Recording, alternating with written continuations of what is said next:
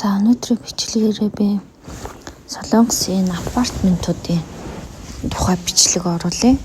За Солонгосын апартууд бол ерөнхийдөө маш цагаан байгуулалттай юм.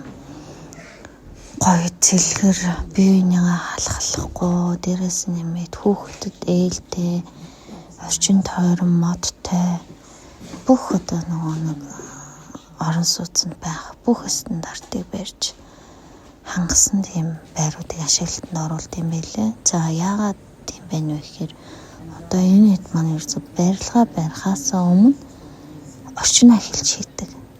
Манай шиг одоо нэг эхлээд одоо барилгаа барьчаа дараа нь тогтчлоо юмс ойлголт байхгүй. Энэ чинь бүх юмаа төлөвлөөд эхлээд энэ моднуудыг тарихаас суур ухаад моднуудаа тарихаас эхэлт юм билээ. Тэгжиж энэ нь одоо байр ашиглалтанд орох хүртэл өөрөө энэ мод нь цэцэрлэгт хүрээлээ юм төгөл болтлоо юм гоё болж чаддсан юм билээ. Тэгэхээр ингээд эхлээд манайхаа орчноо анзлах нэ. За энэ хүүхдийн тоглоомын талбайнуудыг харуулж байгаа хэсгүүдийг та хэд маань анзаараарай. Яг 7 орчим байрны дунд саяных шиг хэмжээтэй тоглоомын талбай байгаа. За энэ тоглоомын талбай нь болохоор ингээд бүгд өөр өөр гэсэн үүрэгтэй, өөр өөр орчинтэй, өөр өөр тоглоомуудтай ерөөсөө хоорондоо тавцахгүй юм орчин бүрдүүлж чадсан.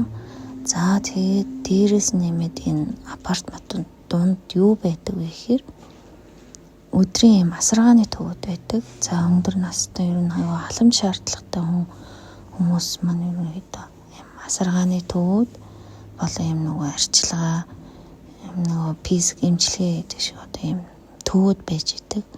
За дээрээс нь нэмээд энд өдрийн хүүхдийн стади центр гэдэг юм бас өрөөнүүд байгаа. За энэ нь яадаг вэ гэхээр хүүхд хичээлээ хийдэг, давтдаг, өөрийгөө хөгжүүлдэг юм одоо юм сургалтын төвүүдтэй гэсэн.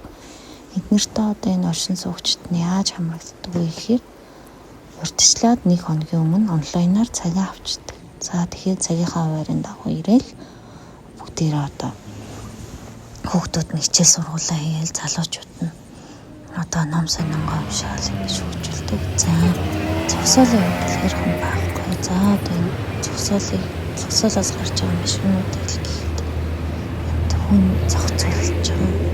Тэгэхээр одоо ингээ эндээс гарч ирж байгаа хүмүүс зам руу гарч чадахгүй байх гэдэг асуудал байхгүй гэсэн. Ягаад тэгэхээр гадна одоо зөвхөн гаражнаас гарч байгаа хөдөлгөөнийг зохицуулах үүрэгтэй зохицуулагч ажиллаж байна.